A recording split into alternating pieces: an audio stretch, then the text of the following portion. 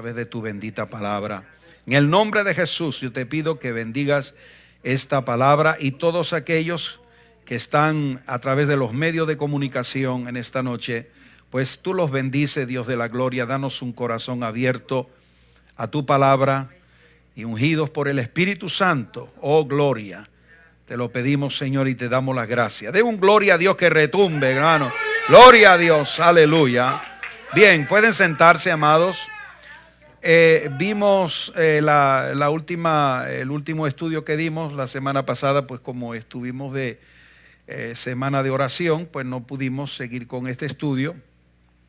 Pero vemos que entramos en la diferente, ¿verdad? En eso que no hay una oposición entre la ley de Dios y la gracia de Dios, porque ambas son de Dios y la una no destruye la otra, ni la otra destruye la primera. Amén.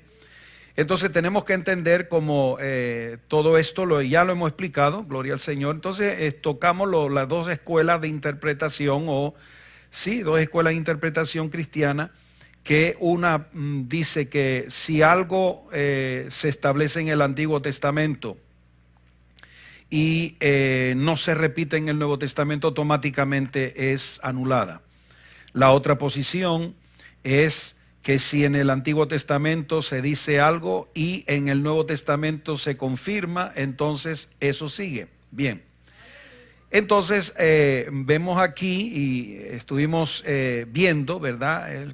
Hemos empezado ya la introducción del diezmo, ¿verdad? Y vimos que cuando Jesús habla del diezmo en Mateo 23, cuando dice esto es necesario hacer, está diciendo esto es un deber, esto es necesario, esto tiene que hacerse, esto es inevitable, amén, y se refiere a un plan, se usa en lo que se refiere en un plan de Dios, no del hombre, sino de Dios. Entonces la palabra odopoeia en griego significa camino, tiene que ser una senda, ¿verdad? Gloria al Señor, y una forma de vida. Justamente pues alguien me dijo, pastor, pues vamos a ver esas dos posiciones de la escuela de interpretación, ¿verdad? Pues que sí en el Antiguo Testamento, ¿verdad? No se habla en el Nuevo Testamento, eso queda anulado, ¿verdad? Y también pues viceversa. Yo creo que esas son dos leyes de interpretación y yo creo que es bueno conocerlas las dos y también se pueden, ¿cómo le diría yo? Se pueden combinar también ciertas cosas, ¿verdad? Siempre la doctrina, hermano, tenemos que estar centrados en el equilibrio, ¿verdad? Gloria al nombre del Señor, porque cuando nos vamos de la doctrina, amén, pasamos ya a otra cosa, ¿no?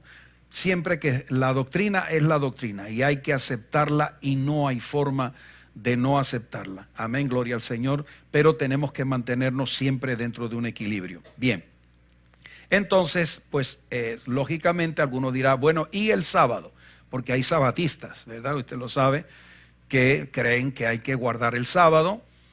Entonces, el sabatismo, ¿verdad? Pues hay que englobarlo precisamente en el uso ilegítimo de la ley, ¿verdad? Porque finalmente dicen que si tú no guardas el sábado no eres salvo. Hermano, esto volvemos otra vez ya de lo que hemos visto, ya Pablo dice nadie os juzgue por comida o por día de fiesta, amén.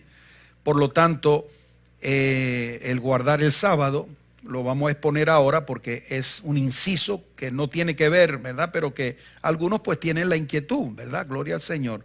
Entonces vamos a coger este punto acerca del sábado. Es cierto de que el sábado está en los 10 mandamientos, seguramente, sí está en los 10 mandamientos. Bien.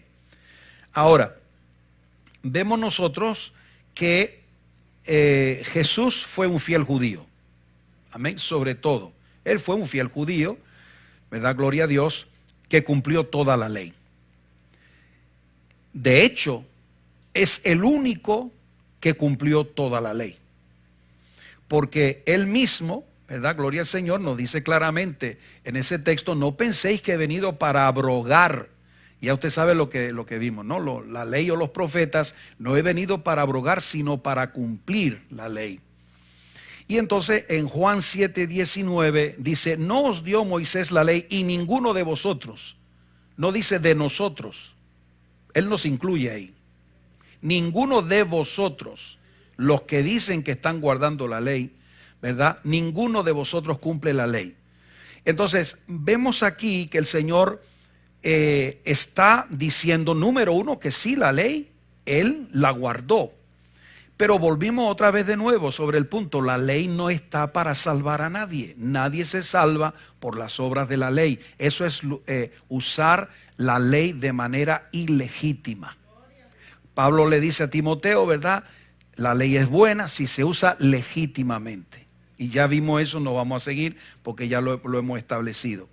Ahora, de haber el Señor Jesús, piense bien en esta noche, el Señor Jesús, de haber fallado un solo mandamiento, se descalifica para podernos salvar. Un solo mandamiento que Él hubiera transgredido, amén, no nos puede salvar. Queda descalificado como el Cordero de Dios sin mancha y sin contaminación alguna. Amén. Entonces, ahí donde el Señor está estableciendo que Él ha venido precisamente a vivir la ley. Pero Él no necesita salvación, porque Él no está perdido. Así de simple. No está usando la ley como un medio de salvación. Está diciendo, está confirmando que la ética de la ley hay que conservarla. Y eso en el Antiguo como en el Nuevo. La ética de los 10 mandamientos hay que observarla, porque es lo que nos permite. Somos seres morales, nunca se equivoque de eso. Somos seres éticos. Nos duele el mal y nos gusta el bien, ¿verdad? Nadie le gusta que una persona sea injusto con usted. ¿Por qué a usted no le gusta que una persona sea injusta con usted? Porque usted tiene un sentido ético del bien y del mal. Por lo tanto, los 10 mandamientos lo que hacen es establecer los puntos y se necesita la regla. Y la regla es la ley. Entonces, la ley no va a salvar. Entonces, Él viene a cumplirla no para salvarse, sino para ser el Cordero de Dios sin mancha que quita el pecado del mundo. Si Él, desde su nacimiento hasta su muerte en la cruz, hubiera fallado un solo mandamiento, se descalifica, ya no nos puede salvar, porque hubiera sido un pecador más como nosotros, ¿no? ¿Entiende eso? Estamos de acuerdo hasta aquí, ¿no? Gloria al Señor. Entonces la pregunta: ¿guardó Jesús el sábado? Sí, lo guardó. Sí que guardó el sábado. ¿Por qué? Porque era judío y no podía romper el mandato del sábado. Ahora, lo que nosotros vemos es que precisamente los fariseos le acusaban de que él estaba infringiendo o transgrediendo el sábado. ¿Por qué? Dígame. Porque hacía milagros, ¿verdad? Libertaba a endemoniados en sábado. ¿Ve? Entonces le dice: no, tú estás haciendo una obra. Ahí es donde usted se da cuenta cuando una revelación divina pasa a ser mandamiento de hombre. Así de claro, hermano. Ahí usted ve que una palabra de Dios sale y ya está siendo algo, un mandamiento de hombre, y ahí es donde el Señor no entra. Y Él hace los milagros. Y no lo hace por desafiarlos, sino por la necesidad. Hay una persona que necesita un milagro, Él hace el milagro. Y punto. Y entonces establece que precisamente la letra, el espíritu de la ley, es que el sábado es para hacer el bien, para tener refrigerio, ¿verdad? Entonces, el sábado no puede anular el que uno haga el bien. Porque si un judío iba a congregarse para guardar el sábado y veía que su buey o su caballo o su asno se cayó en un pozo, podía romper la ley del sábado, hacer esfuerzo, porque mire, para que usted entienda, para los judíos, si una mujer en sábado tiene el pelo enredado y se lo está desenredando, ya eso es romper el sábado, porque está obrando. ¿Comprende? Ahora, ¿es eso lo que Dios quiso revelar? No. Dios reveló una cosa y el hombre hizo un mandamiento humano. Y ese es el problema, que tenemos que tener mucho cuidado en esas cosas y simplemente atenernos tanto al espíritu como a la ley que se revela. Entonces Jesús dice, bueno, en sábado, ¿tú no sacas a tu buey del hoyo? ¿Y no te condenas? ¿No pecas? Entonces, ¿tú puedes sacar a tu buey y yo no puedo romper una ligadura en sábado? ¿No puedo sanar a un hombre en sábado? ¿Dónde está la cosa? Ahí usted se da cuenta de que de una doctrina se hace un mandamiento de hombre. Entonces es muy importante que nosotros entendamos la aplicación de todo esto, ¿no? Entonces, Jesús guardaba el sábado. Los fariseos lo acusaban de que no guardaba la ley porque sanaba en sábado, porque libertaba endemoniados en sábado. Y esto pues era, ¿verdad? Entonces, si realmente la posición doctrinal de los fariseos tiene el apoyo de la palabra, entonces el Señor es un pecador. ¿Me están oyendo? Entonces pecó. Conforme a la interpretación farisaica, el Señor Jesús rompía el sábado. Y si la revelación divina está en las manos del fariseísmo, entonces Jesús peca. Y si Jesús peca, no nos puede salvar. Ahora, ¿por qué el Señor hace el milagro? ¿Por qué el Señor rompe la cadena? Porque la interpretación de la doctrina del sábado de los fariseos es contraria, no es revelación divina. Y hay que tener cuidado, porque algo que es divino, nosotros lo podemos deformar y lo podemos llevar a algo insostenible por la palabra. Amén. Entonces vemos que si la interpretación del fariseo, que están interpretando un versículo y un mandamiento de la Biblia, si ellos están en lo cierto, Jesús está en pecado. Ahora, yo creo que no nos cabe la menor duda aquí nosotros de que Jesús no pecó. Sabía muy bien lo que estaba haciendo y sabía que no estaba infringiendo la ley del sábado. Y le da el ejemplo, pero cuando la gente se ciega, hermano, ya le puedo usted dar no un ejemplo, 1.000.000 de ejemplos. Ellos están en lo suyo.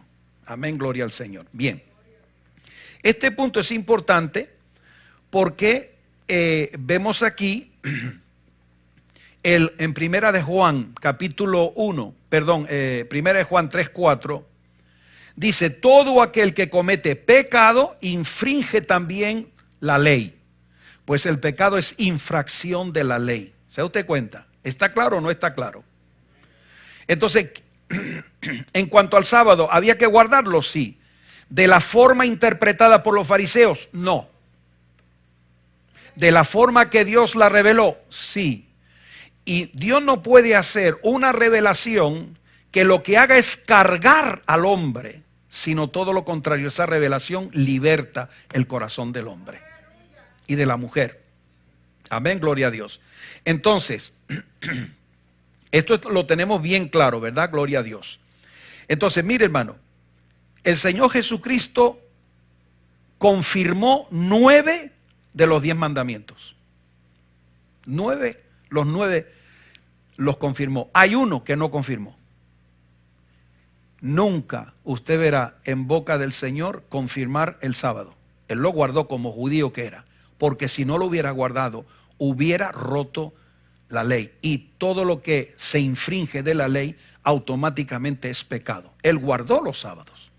Él lo guardó, no a la forma farisea, a la interpretación de ellos, ¿verdad? Sino a la interpretación original. Y ahí es donde tenemos que ir, a la interpretación original de las cosas. ¿Ve? Entonces,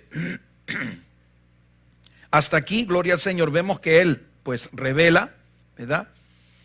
9, de los 10 mandamientos, 9, menos el sábado Él lo guardaba, pero Él no lo confirma. Entonces, vamos a entrar dentro de esa interpretación. Si no se confirma en el nuevo, es que está vigente, ¿verdad? Gloria al Señor. O si se niega en el nuevo, es que no está vigente. Eso es así, ¿verdad? Esas son las dos escuelas de interpretación. Ahora, mire bien, hermano, estas cosas hay que, hermano, tenerlas con mucho cuidado, con mucha reverencia, porque ciertamente podemos deslizarnos hacia ciertos lugares donde ya estamos desfigurando la revelación divina. Entonces, mire bien, hermano, ¿en quién nos vamos a fijar acerca del sábado? Tenemos que ir a la iglesia de los Hechos. La iglesia no existía en el Antiguo Testamento. ¿Cuándo vino a nacer la iglesia? El día de Pentecostés.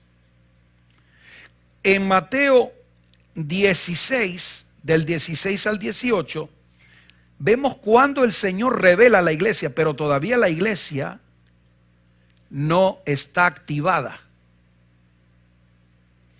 En Mateo 16, 16 al 18, respondió Simón Pedro, dijo: tú eres el Cristo, el Hijo del Dios viviente. Esa es la revelación. ¿Ve? Y entonces le respondió Jesús: bienaventurado eres, Simón. ¿Por qué? Porque no te lo reveló carne ni sangre. Cuando dice Simón, hijo de Jonás, tú, el Simón terrenal, has tenido una revelación de arriba, del Padre, sino mi Padre que está en los cielos te lo reveló. Y yo también te digo que tú eres Pedro, y sobre esta roca edificaré mi iglesia. Ya usted sabe que la Iglesia Católica se coge de este versículo para decirte que Pedro es el primer papa de la iglesia. Amén. Y uno oye unas barbaridades, hermano. Uno oye unas barbaridades que uno dice: Dios de la gloria.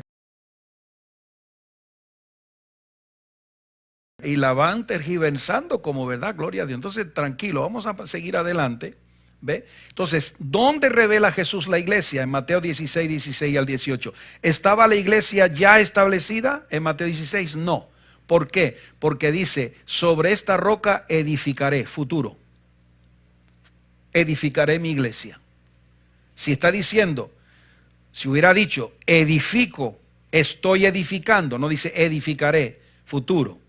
Amén. ¿Qué está haciendo el Señor? Poniendo las bases, poniendo los fundamentos, preparando el sacrificio para que la iglesia se fundamente sobre la roca.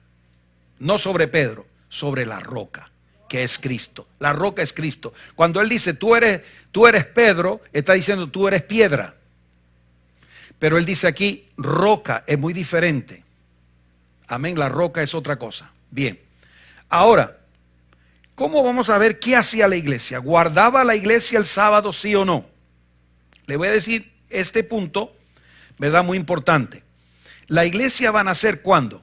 El día de Pentecostés, capítulo 2, verso 1 al 3. Cuando llegó el día de Pentecostés estaban todos unánimes juntos y de repente vino del cielo un estruendo como de un viento recio que soplaba, el cual llenó toda la casa donde estaban sentados, y se les aparecieron lenguas repartidas como de fuego, asentándose sobre cada uno de ellos. Aquí es donde nace la iglesia. Aquí es donde viene el mensaje. Es la primera vez que la iglesia está revelando el mensaje de redención en Cristo. Amén. Está hablando claramente que aquel que ellos mataron, crucificaron, ha sido el que Dios lo ha levantado de entre los muertos para arrepentimiento y salvación. Entonces, hermano, gloria a Dios, ese es el nacimiento. Y vemos inmediatamente, usted lo sabe, no le voy a poner versículo porque usted lo conoce. que la iglesia se reunía todos los días por las casas, tenían comunión juntos, cantaban, adoraban, oraban y se centraba en la doctrina de los apóstoles, enseñanza. Todos los días lo hacían. La iglesia es de Jerusalén. ¿Usted cree que la iglesia de Jerusalén, cuando llegó el sábado, siendo ellos judíos, no guardaron el sábado? Sí. Pero celebraban el primer día de la semana. ¿Celebraban qué? La resurrección de Cristo. Porque Jesús no resucitó en sábado. ¿Resucitó cuándo? ¿Y el domingo qué es? Primer día de la semana. Ahora mire bien esto, hermano, y si tiene una alabanza, pues suéltela, hermano, porque si no, aleluya, igual se duerme usted como los pajaritos en el palo y se cae. Gloria al nombre del Señor. Esto es muy importante que usted lo entienda. La iglesia se reunía todos los días. La Biblia lo dice en el libro de los Hechos, lo siento mucho. Amén. Pero el primer día hacían algo diferente. Incluso en la iglesia del principio partían el pan, y eso tiene dos sentidos, ¿verdad? Gloria a Dios. Uno, que compartían la comida juntos, y otro, el partimiento del pan, está hablando de la Santa Cena. Prácticamente lo hacían al principio cada día. Pero conforme la historia de la iglesia va avanzando, porque hay que analizarla también, vemos que ya conforme va avanzando el tiempo, no hacían Santa Cena todos los días, sino que lo hacían el primer día de la semana. Amén. Primer día de la semana. Bien. Ahora mire bien esto, hermano, porque esto es importante.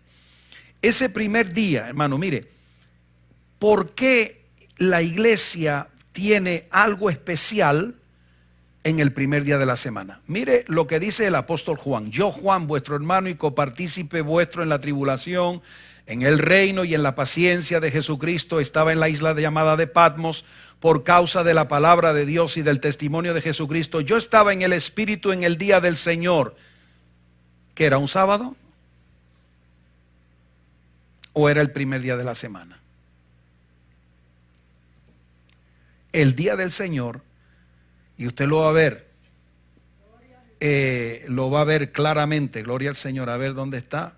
Vamos para atrás. No está aquí. Tengo el texto, lo tengo aquí en mi cuaderno, pero no lo tengo ahí. Entonces fíjese bien esto. En Hechos capítulo 20, verso 7, dice: el primer día de la semana. ¿Qué es el primer día de la semana? Domingo. Reunidos los discípulos para partir el pan. ¿De qué está hablando? De la Santa Cena. La iglesia, amén, de los Hechos, se reunía el domingo para el partimiento del pan. ¿Sí o no? Está en la Biblia, Hechos 27. Pablo les enseñaba, enseñanza. Porque el primer día de la semana, el domingo, tiene que haber comunión con Dios, enseñanza bíblica, bueno, comunión, adoración, alabanza, todas estas cosas, y enseñanza, gloria al Señor. Y entonces, mire hermano, habiendo salir el día siguiente, alargó el discurso ¿hasta cuándo? A la media tarde, a las 3 de la tarde, culto corrido. Fue hasta la medianoche. ¿Por qué? Porque había urgencia. Se estaba edificando la iglesia. Amén. Y él estaba, claro, estamos ya en el capítulo 20 del libro de los Hechos, que él tenía que compartir cosas muy poderosas porque ya el apóstol Pablo no volvería a ver muchos de ellos y de los pastores que estaban en formación todavía. Mire bien, 1 Corintios 16:2, disculpe que no lo tengo aquí, gloria al Señor. En 1 Corintios 16:2 dice: cada primer día de la semana, dice Pablo, cada uno de vosotros ponga aparte algo, según haya prosperado, guardándolo para que cuando yo llegue no se recojan entonces ofrendas. Bien, tenemos que explicar de qué ofrenda se está refiriendo Pablo. Pablo se está refiriendo de la ofrenda que él pidió, que el Espíritu Santo movió en la iglesia gentil para Jerusalén. Entonces, el primer día de la semana vemos que tienen una celebración especial, porque siempre el primer día de la semana es que lo vemos que se reúnen, parten el pan, enseñan la palabra y se recogen ofrendas especiales. En este caso fue a Jerusalén la iglesia gentil o el apóstol Pablo por 2 veces le llevó una ofrenda. La primera fue cuando Agabo, el profeta, vino y dijo que venía una grande hambre. Y entonces, gloria a Dios, Pablo inmediatamente dice, no, pues, si viene hambre para nuestros hermanos en Jerusalén, que es donde empezó todo esto de la iglesia, hay que mandarle una ofrenda. Y llevaron la ofrenda a Jerusalén. La segunda que él va a hacer, que es la que está hablando aquí, es una ofrenda porque siempre hubo una cosa ahí en Jerusalén, ¿verdad? En los judíos de Jerusalén, de que Pablo estaba levantando una iglesia aparte. Y entonces Pablo dice, la iglesia gentil y la iglesia judía somos una sola iglesia. Por lo tanto, le dio una ofrenda de amor que no fue por el hambre, sino para demostrar de que las iglesias gentiles eran la misma iglesia de Jesucristo como la de Jerusalén. Y que amaban y que no eran cosa aparte, que no estaban aparte. ¿Están conmigo? Amén. Me dicen amén para que yo, ¿verdad? Oiga, gloria al nombre del Señor. Bien. Entonces vemos aquí que, número 1, en Hechos 27, vemos que dice primer día de la semana, o sea que la iglesia celebraba el primer día, no el sábado. Estamos hablando de la iglesia gentil. Amén. Entonces, celebraban el primer día de la semana un culto como nosotros lo hacemos, dedicamos el domingo para el Señor. Y créame que es necesario hacerlo. Es necesario hacerlo. Amén, gloria al Señor. Entonces vemos, 1 Corintios 16:2. Amén, cada primer día de la semana. ¿Por qué no cualquier día? Primer día de la semana es porque es cuando pues todo el cuerpo de Jesucristo se reúne, pues ahí, gloria al nombre del Señor, se pueden recoger las ofrendas y no tú aquí el jueves y tú el viernes, ay, no me acordé de traerla. Entonces lo hacían el domingo, primer día de la semana. No es que no hubiera ofrenda en los días, ¿verdad? Porque mire, hermano, la palabra es clara. Nadie puede ir a la presencia de Dios con las manos vacías. Porque las manos vacías significa en hebreo, consagración significa manos llenas. Y si usted tiene manos vacías, lo siento, usted no está consagrado. Usted no está comprando a Dios la consagración, porque usted puede dar ahí un fajo de billete y Dios no le está asegurando la salvación por el fajo de billete, sino por la consagración suya. Pero siempre Dios dice, no se presente ningún varón a mi presencia con las manos vacías. Porque si te presenta con las manos vacías, ese es un testimonio de que no hay la consagración necesaria, por lo tanto no tienes la bendición. ¿Ve? Gloria al Señor. Bien, una cosa es esto para que uno lo entienda, ¿no? Entonces, muy importante que nosotros entendamos esto. Y finalmente, Apocalipsis 1 del 9 al 10, vemos que Juan, el primer día, el día del Señor, el primer día de la semana, la revelación de Apocalipsis la recibió un domingo, estando él en la presencia de Dios en la isla de Patmos. ¿Ve? Por lo tanto, la iglesia, si nosotros vamos a lo que hemos hablado de cómo se interpreta las leyes que van a traspasar las fronteras del antiguo para meterse en el nuevo, amén, gloria a Dios, vemos aquí que la iglesia cristiana del libro de los Hechos celebraba el domingo y no el sábado. Y todo aquel que piensa que por guardar el sábado se va a salvar, por las obras de la ley, ninguna carne se va a salvar. Eso lo tenemos claro. Amén, gloria al nombre del Señor. Bien, ¿están conmigo? Ok, ya salimos del sábado.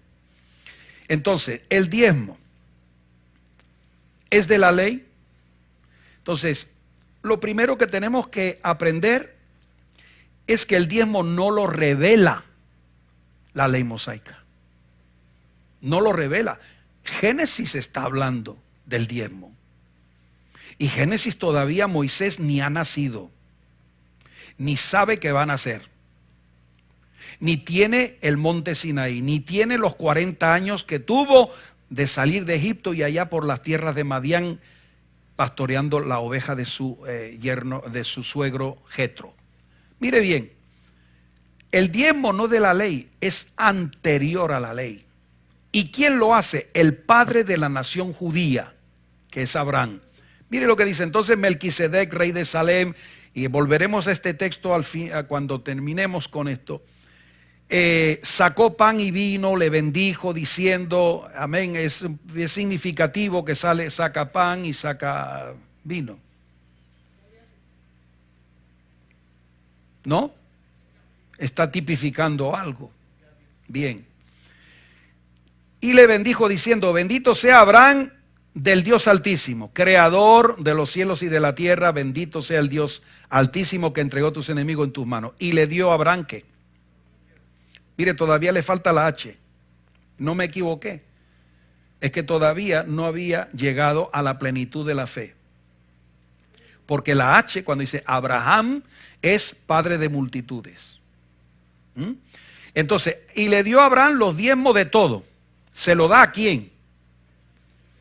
A un ministro. Melquisedec, rey de Salem y sacerdote. No se lo da en calidad de rey, se lo da en calidad de sacerdote. Pero mire, rey de Salem y sacerdote del Dios Altísimo. Por lo tanto, hay una revelación divina de que hay un rey que además va a ser sacerdote y sabemos que es nuestro Señor Jesucristo. ¿Entienden eso? Y la epístola a los Hebreos va a hablarnos mucho del Melquisedec y nos va a hablar bien, nos va a aclarar todos los términos. Entonces mire bien, hermano, gloria al Señor. Otro texto para que usted sepa que los diezmos no lo reveló la ley mosaica, no es de la ley. El que esté en el Pentateuco no significa la ley, porque la ley vino en el monte Sinaí a través de Moisés cuando el pueblo de Israel salió. La ley antes no existía, sino solamente en la mente de Dios. Mire bien, Génesis 28, 22. Gloria al Señor. ¿Están conmigo? Y esta piedra que he puesto por señal, ¿quién está hablando? Jacob. Será casa de Dios. Y de todo lo que me dieres, el diezmo apartaré para ti. ¿Fue eso después de la ley? Fue siglos antes de la ley.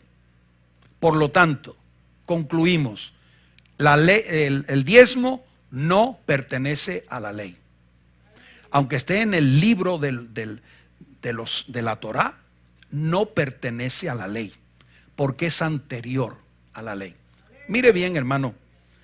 Primer punto, el diezmo no lo reveló la ley mosaica. Amén.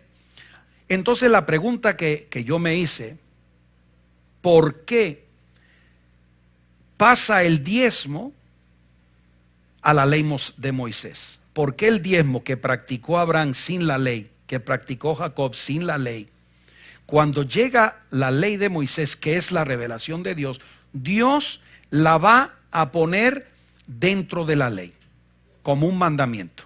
Vamos a ver este punto. Muy bien, amén. ¿Por qué pasó el diezmo a la ley de Moisés si ya se tenía en el Antiguo Testamento? Y vemos que Abraham y Jacob, los patriarcas de Israel, amén. Isaac también, pues tuvo que diezmar. Pero, ¿por qué pasa a ser parte de la ley en la ley de Moisés? Bien, aquí tenemos la explicación. Mire bien, hermano. Número 18, 21. Y he aquí yo he dado a los hijos de Leví todos los diezmos en Israel por heredad. ¿Por qué se lo ha dado? Dios es soberano y no tiene que pedirnos explicación ni darnos explicaciones de lo que Él hace. Pero hay una explicación. ¿Por qué Dios da a los levitas los diezmos? ¿Por qué pasan de una práctica de los patriarcas de Israel, Abraham, Isaac, Jacob? ¿Por qué pasa bajo la ley de Moisés a ser una ley? Bien, miren lo que dice aquí. dice, los hijos de Leví todos los diezmos en Israel por heredad, ¿por qué? Por su ministerio. Vincula el diezmo con el ministerio. ¿Lo ven? ¿Le entienden lo que estoy diciendo? Vincula el diezmo para sostener ¿qué? El ministerio. ¿Está claro? Mire, por cuanto ellos sirven en el ministerio. Es decir, que el diezmo que se guardaba antes de la ley, cuando llega la ley, Dios lo incluye dentro de la ley de Moisés porque hay un ministerio. ¿Y qué significa esto? Bien sencillo, hermano. Mire, entienda bien lo que le voy a decir. Del tiempo del antiguo, o sea, de Génesis, tanto Abraham como Isaac, como Jacob, como los patriarcas de las 12 tribus de Israel, el patriarca era el ministro de la familia. No había un ministerio. El patriarca era el ministro de la familia. ¿Quién hacía los sacrificios de Abraham? Abraham. ¿Quién hacía los sacrificios de la casa de Jacob? Jacob. No había ministros. Entonces, ¿por qué cambia la cosa? Porque ahora hay ministros y que hay que sostenerlo. Lógicamente a los ministros, los levitas, no se le da herencia, no tienen tierra, no tienen derecho de tener propiedades porque se dedican al ministerio. ¿Me entienden eso? Mire, hermano, la palabra ministerio en hebreo, abodá, amén, abodá, significa trabajo, afán, la acción de esforzarse de manera considerable, intensa, a menudo relacionado con responsabilidades específicas, tareas o trabajos. Eso es lo que significa ministerio en hebreo. Amén, gloria al Señor. Por lo tanto, ¿por qué esa práctica de los patriarcas pasa a ser un derecho al ministerio? Porque antes los patriarcas eran los ministros de la casa. Y entonces, hermanos, no iban a decir, bueno, los diezmos, ¿verdad? No, él manejaba todas esas cosas. Pero cuando Dios pone un ministerio para que los represente delante de Dios, amén, gloria al Señor, ahí es donde vemos. Por lo tanto, podemos decir que el diezmo pasa a la ley de Moisés porque es un pacto ministerial. Y Dios lo dice claro, es un pacto porque hay un ministerio y ese ministerio lo tiene que sostener. Y le voy a decir por qué, hermano. Porque vamos a decir, ¿verdad? Gloria al Señor. Es un pacto divino con los obreros dedicados a su servicio para su pueblo. Están dedicados a eso solamente. ¿Ve? Podemos decir que son los primeros obreros de Dios de todo el Antiguo Testamento. ¿Están conmigo, sí o no? ¿Lo entienden bien cuando dice ministerio? Él dedica los diezmos, se lo entrega a un ministerio. Si no hubiera ministerio, no hace falta. Esos diezmos quedarían en manos de los patriarcas, que eran los ministros de la familia. Aleluya, gloria al Señor. Entonces, vemos que los diezmos se incluyen porque es un pacto ministerial, porque hay un ministerio, hay que sostenerlo. Y lo dice por la obra que hace. Miren, hermano, disculpe que la letra es un poquito pequeña porque hay mucho texto, pero quiero hacérselo ver. Número 18, 21 a 23. Aquí yo he dado a los hijos de Leví todos los diezmos de Israel por heredad. Inmediatamente que dice, por su ministerio, porque están dedicados al ministerio. Amén, pero no se queda ahí. Por cuanto ellos sirven en el ministerio del tabernáculo de reunión, y no se acercarán más los hijos de Israel. Ahí usted tiene que ya la cuestión del patriarca ya no representa a la familia. O sea, para que usted entienda, si usted, su papá, fue patriarca y pues llevaba a la familia a sacrificar delante de Dios para que perdonara los pecados, ahora usted no puede ir al patriarca, tiene que ir a los levitas porque es los que él ha establecido. Ese es el ministerio. El patriarcado es algo que se recibe Genéticamente, usted es padre, por tanto es patriarca. Pero el patriarca era el que servía a la familia como sacerdote. Pero ahora Dios dice, no, voy a constituir una tribu para que ellos sean los sacerdotes y sean los ministros. Por lo tanto, es un pacto ministerial. Bien, ¿están conmigo? Y mire lo que dice. Y no se acercarán más los hijos de Israel al tabernáculo de reunión para que no lleven pecado por el cual mueran. ¿Me está entendiendo lo que le digo? Si ellos se acercan dentro de los límites que él ha establecido al ministerio, morían. Datán, Coré y Abirán se extralimitaron y quisieron entrar donde el Señor no quería que entrasen. Entonces mire bien, dice que no lleven pecado. Entonces mire bien, hermano, ¿de qué pecado está hablando? De entrar al tabernáculo a ministrar. ¿Lo dice claro o no lo dice claro? No se acercarán más los hijos de Israel al tabernáculo de reunión a ministrarme a mí, porque yo he puesto a un ministerio que los representa. Esos son los que pueden entrar y salir. Usted iba en el Antiguo Testamento, usted no podía pasar del atrio. Usted en el Nuevo Testamento no podía pasar del atrio del templo, por muy buen judío que usted fuera. Entonces hay un límite. Y entonces, ¿cuál es el límite? Para que no lleven pecado por el cual mueran. Mas los levitas, ahí viene, mas los levitas harán servicio del tabernáculo de reunión y ellos llevarán ¿qué? Su iniquidad. ¿Qué van a hacer los ministros? Llevar la iniquidad. Si usted era un creyente en aquel tiempo, usted le iba al levita, le decía, tengo un sacrificio de paz o tengo un sacrificio que he pecado, ¿verdad? Gloria al Señor, le imponía las manos encima al animal y ¡pam! Confesaba su pecado, le transmitía al animal y el levita, el sacerdote degollaba el animal. Ahora mire bien esto porque es importante. Ellos llevarán su iniquidad.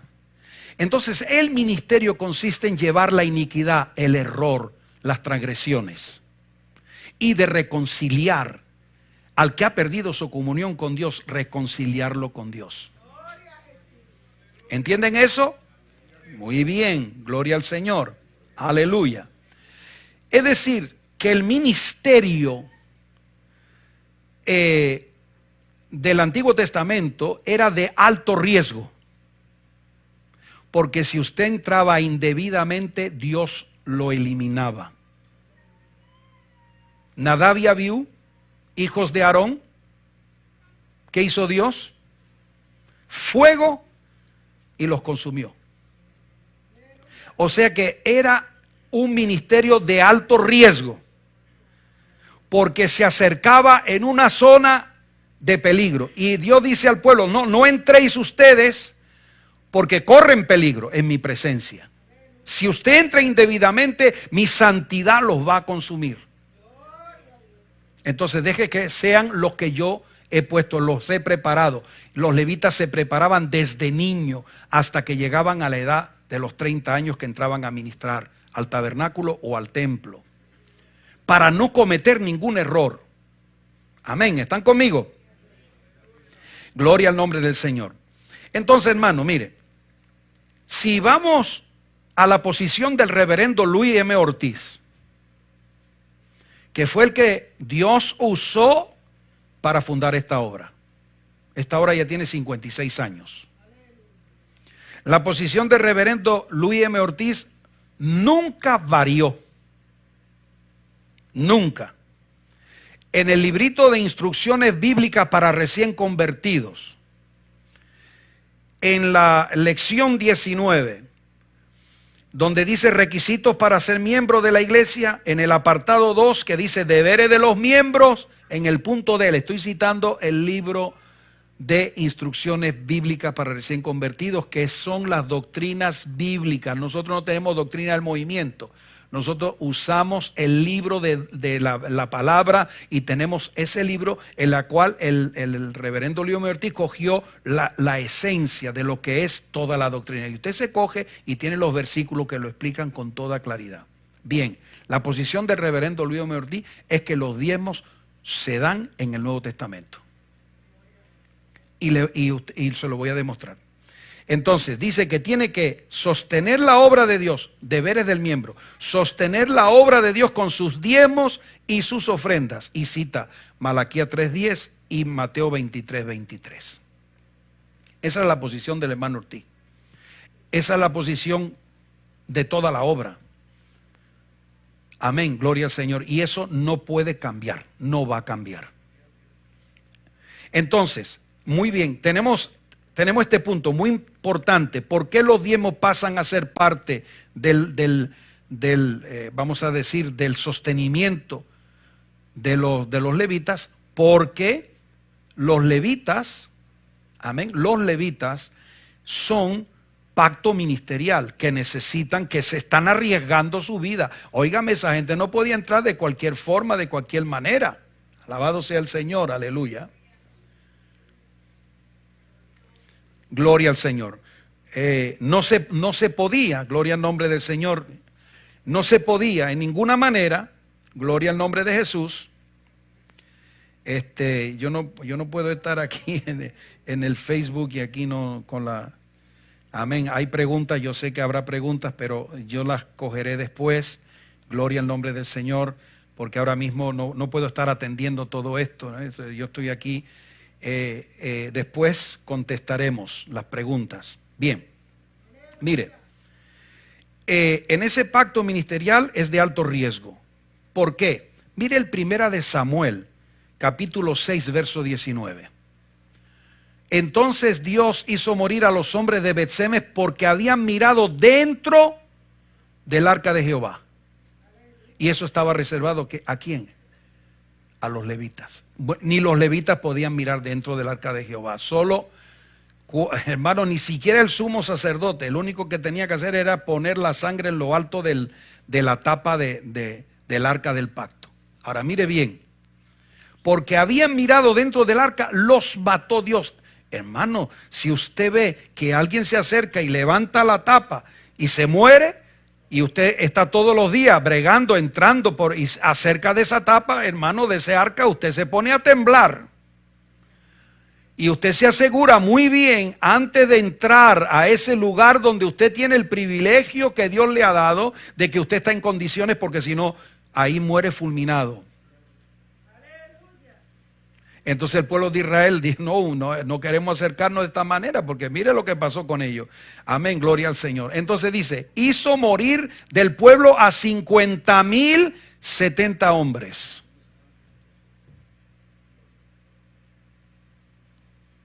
¿Quién se acerca, hermano?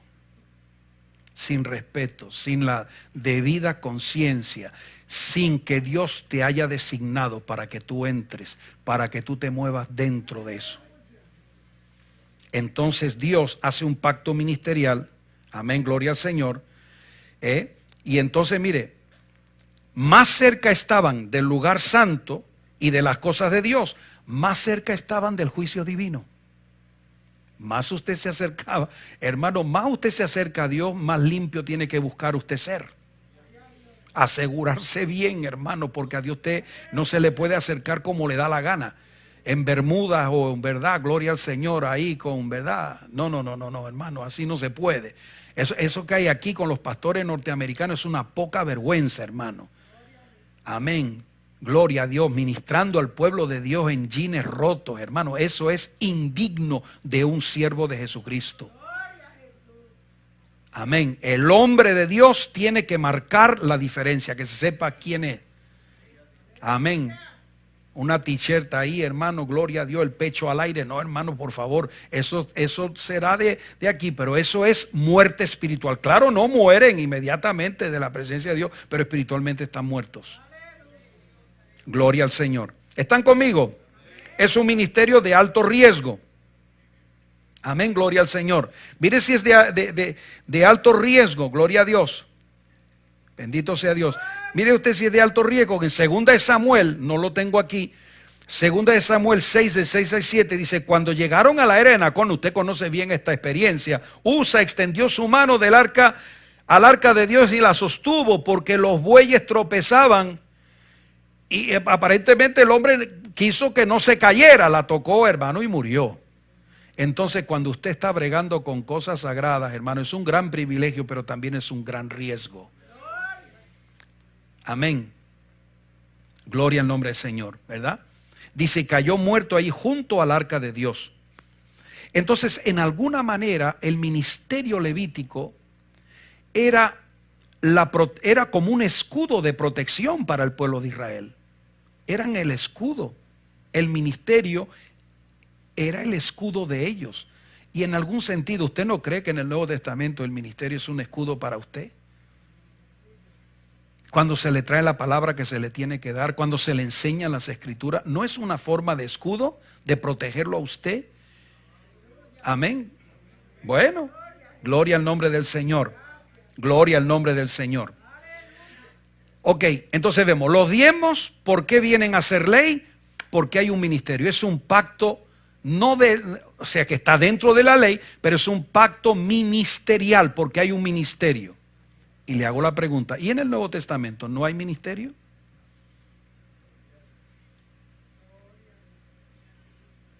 Si Dios dedica los diezmos en el Antiguo Testamento porque hay un ministerio, si no hay ministerio en el Nuevo Testamento, nada, tranquilo. Pero si hay un ministerio, acuérdese que el pacto ministerial tanto es para el Antiguo como para el Nuevo. Y se lo voy a demostrar por las Escrituras. Mire bien esto, hermano. Mateo 26, 65. Ahí vamos a ver cuándo se produce ese cambio ministerial. Cuando Jesús es llevado al sumo pontífice, al sumo sacerdote, y que le dice, dinos si tú eres el Hijo de Dios. Y entonces le dice, tú lo has dicho. ¿Qué hace él? Coge y rompe. ¿Rompe qué? No rompe su túnica regular. Rompe la túnica sacerdotal. Rompe la túnica del ministerio. Y usted no puede romper el ministerio. ¿Qué es lo que hace en el momento que el sumo sacerdote rasga las vestiduras, rompe su vestidura de sumo sacerdote? ¿Qué está haciendo? Se está desprendiendo de ella. ¿Y quién la va a tomar? El Señor Jesucristo. Porque ellos no podían romper las vestiduras sagradas. Eso estaba prohibido. Rasga sus vestiduras, por lo tanto está traspasando el ministerio. Entonces Jesús recibe ese cambio ministerial y entonces, hermano, mire, aquí en el Nuevo Testamento, hermano, está claro. Efesios capítulo 4, del 11 al 12, dice, y él mismo, Jesús, constituyó ¿qué? A unos apóstoles. ¿Es un ministerio? A otros profetas. ¿Es un ministerio? Evangelista. ¿Es un ministerio? Pastor. ¿Es un ministerio? Maestro. ¿Es un ministerio? ¿Para qué? A fin de perfeccionar los santos para la obra de ¿qué? Del ministerio. Entonces, si Dios en el Antiguo Testamento hace un pacto ministerial porque hay un ministerio, ¿cómo que va a dejar en el aire el ministerio del Nuevo Testamento? ¿Usted qué le parece? Si hay ministerio, está claro, ¿verdad, hermano? Si hay ministerio, ¿no? Gloria al Señor. Mire, hermano, gloria a Dios. Hechos 20, 24, por favor, mire bien este texto. Pero de ninguna cosa hago caso, ni estimo preciosa mi vida para mí. Gozo y el recibí del Señor Jesús. ¿De qué está hablando Pablo? Está hablando, él no se ha inventado la palabra ministerio. No, apóstol, ¿de quién y de qué? Amén. Si son apóstoles, cállense la boca que la gente lo verá. No hace falta que usted ande diciendo. Cuando ellos decían yo apóstol de Jesucristo, es para que supieran los que recibían las cartas que era la autoridad apostólica que le estaba mandando la carta. Era una carta oficial.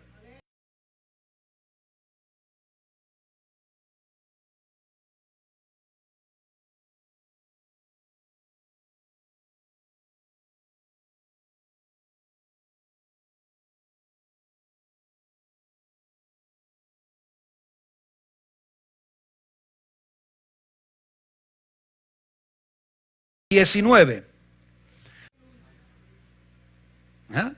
Mire lo que dice el Señor Jesucristo. Muy importante la palabra del Señor. Lucas 10.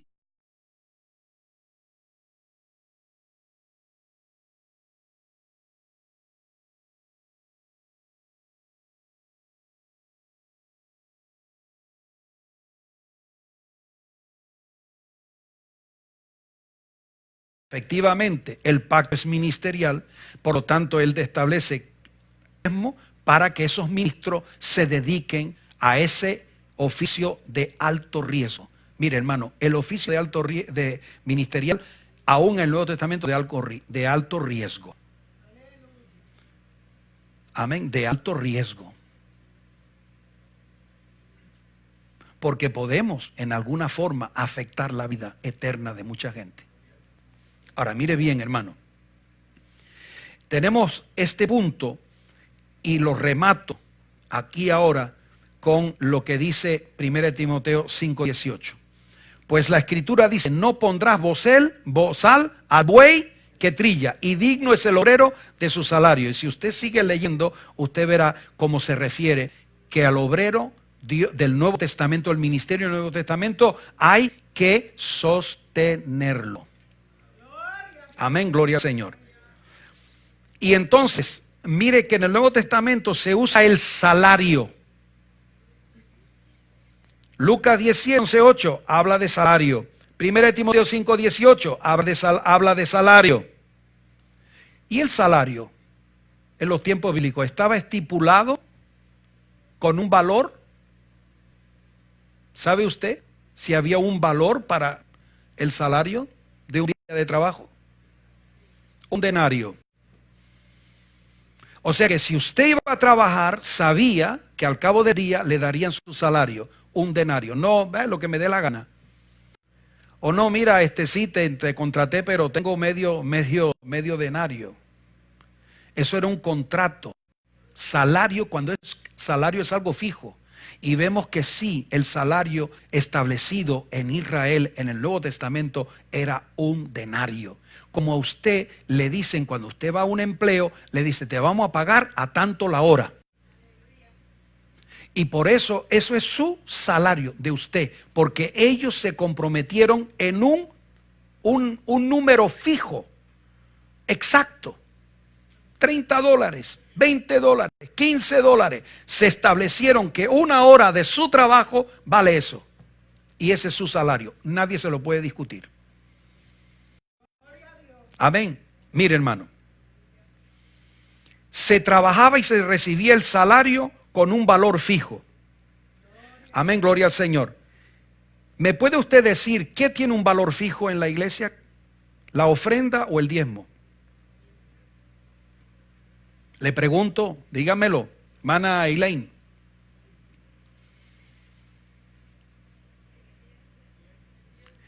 La ofrenda es conforme Dios te haya bendecido. O sea, si tú quieres dar parte, eso ya depende de ti, de tu generosidad, de tu fe. Conforme Dios te haya bendecido. Ahora, ¿qué es fijo? El diezmo. ¿Qué era fijo en el Nuevo Testamento? El salario, un denario al día. Entonces, hermano, gloria a Dios, más claro yo creo que ya no se lo puedo explicar. Y si no se le está dando al ministerio establecido por Cristo, se está menospreciando el ministerio del Nuevo Testamento. Amén. Mire bien, le voy a decir esto, gloria al Señor.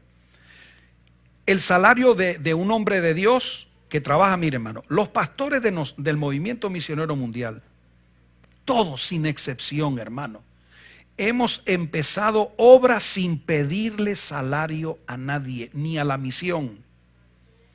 Nosotros fuimos de España a Francia, nadie nos prometió, le vamos a dar, qué sé yo, $1,000 al mes por un año, o le vamos a dar, yo ganaba en aquel entonces $3,000 mensuales.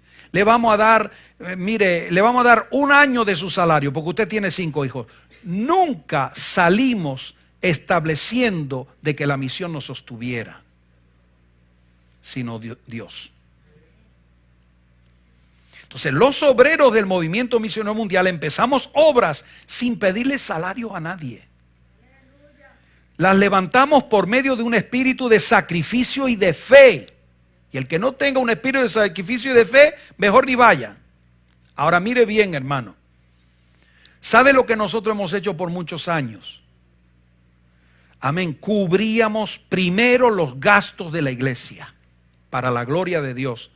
Llevo 45 años en el ministerio. Yo nunca he dejado una iglesia debiendo agua, debiendo luz, debiendo seguros, debiendo renta, debiendo esto, debiendo lo otro. Nunca. Todas las iglesias que Dios me dio levantar algunas y luego pastorear a otras, yo nunca, para la gloria de mi Señor que está aquí. ¿Y sabe por qué? Porque antes que le faltara a la iglesia, nos lo quitábamos nosotros del plato, del pan o de nuestro sustento, para cubrir los gastos de la iglesia primeramente. Y esto no soy yo, son la mayoría de los obreros del movimiento misionero mundial. Amén, gloria al Señor. Entonces, si lo que quedaba, después que cubríamos los gastos de la iglesia, la luz, el agua, el seguro, esto, lo otro, amén, si quedaba algo y no bastaba para nuestro sustento, pues hermanos, hacíamos lo que hacía el apóstol Pablo. Mire, Hechos capítulo 18, verso 3. Como era del mismo oficio, se quedó con ellos y trabajaban juntos. Mire lo que dice Pablo en 1 Corintios 4:12. Nos fatigamos trabajando con nuestras propias manos.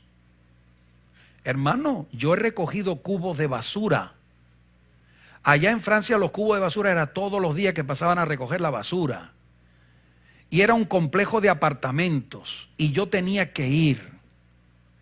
Vigilar que los containers de basura que estaban debajo de unas cosas que ellos tiraban por un tubo y bajaba hasta el basurero, que no se fuera afuera ni que se atascara.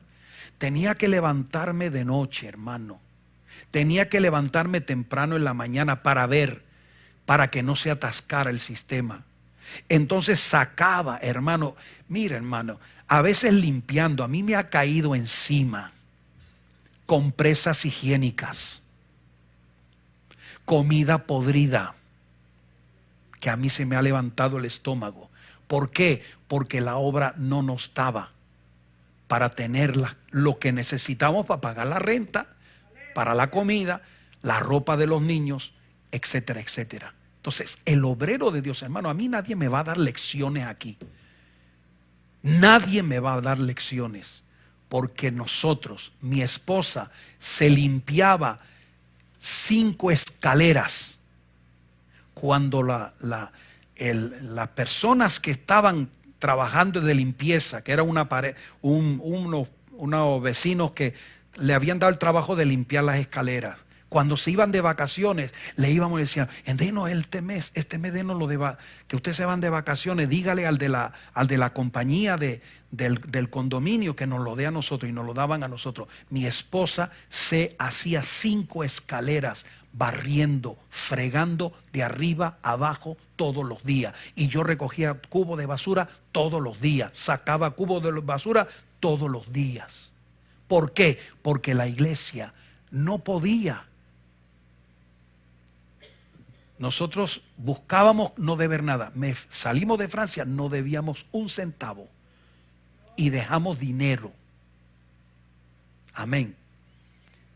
Salimos de Puerto Rico y lo mismo, dejamos una suma de dinero, pagando renta y todo, hermano. Es decir, cuando el obrero, la iglesia no le cubre para que le dé comer a sus hijos, que los vista, hermano. Mis hijos iban al colegio con botas de agua, con nieve hasta las rodillas, y se les ponía los pies de este color, hermano. De este color se les ponía los pies cuando regresaban del colegio. Y nos llegó una ofrenda misionera de Navidad, hermano, y pudimos comprarles las boticas de nieve para que no se les congelaran los pies, hermano. Y eso lo hicimos por amor a Cristo y a esta obra. Lo hicimos porque amamos a Dios y amamos a esta obra. Así que nadie me va a venir a mí a darme lecciones de amor a la obra. Nosotros la conocemos desde abajo, hermano. Entonces, cubrimos primero los gastos del templo y seguimos el ejemplo de Pablo. Mis hijos, yo nunca le he comprado un carro. Nunca se lo han comprado ellos. Han ido a trabajar ellos. Mis hijos con 14, 15 años, ahí está Marco, iba a limpiar. A limpiar oficinas, a limpiar negocios. Todos ellos. Nosotros nunca le hemos comprado un carro a ninguno de ellos. Se lo han comprado ellos de su bolsillo, de su sacrificio. Alabado sea el nombre del Señor. Oh, gloria. El tiempo se nos fue. Amén, gloria a Dios, aleluya. Entonces, hermano, vamos a dejar ya para la próxima semana. Los hermanos que están en Facebook, discúlpenos, porque yo no puedo estar atendiendo aquí lo que estoy predicando y aquí esto, lo otro, porque cuando uno está en casa, en el Facebook, y ahí viene una pregunta, ay sí, hermano, Dios le bendiga, hermano tal, aquí, que está preguntando esto, aquí va la respuesta. Yo no puedo estar aquí en la iglesia administrando al pueblo de Dios, pero le aseguro que si usted escribió en el Facebook, le voy a contestar a la pregunta, siempre y cuando no sea capciosa o no sea de litigio, no sea de... No, hermano, gloria al Señor. Yo le voy a contestar lo que dice la palabra y punto. Y usted puede creer lo que quiera. Póngase de pie en esta noche. Vamos a darle gracias al Señor. Vamos a darle gloria. ¿Cuántos en esta noche entendieron? ¿Por qué pasó el diezmo de la ley? Amén. ¿Por qué el diezmo pasó a ser ley en los tiempos de Moisés? Pacto ministerial. ¿Hay ministerio en el Nuevo Testamento? Pues hermano, algo hay que hacer también. Y eso lo hace Dios. Y Dios bendice. Y nosotros nos damos cuenta cuánto Dios les bendice, hermano. Levante su mano y dele gracias, Señor. Padre, en esta preciosa hora te damos toda la honra, toda la gloria, Señor. Sabemos que estos son temas controversiales, muy discutidos apasionadamente, Señor. Nosotros tenemos tu palabra, nos centramos en ella y explicamos y establecemos en dónde y en qué estamos creyendo y por qué lo estamos creyendo, conforme a tu palabra. Padre, bendice a todos los que nos han seguido en esta noche, grandemente, y a todos mis hermanos y hermanas que están aquí en esta noche, bendícelos en el nombre de Jesucristo, tu Hijo amado. Amén y amén. El pueblo que ama al Señor dice, salúdense en el amor de Cristo.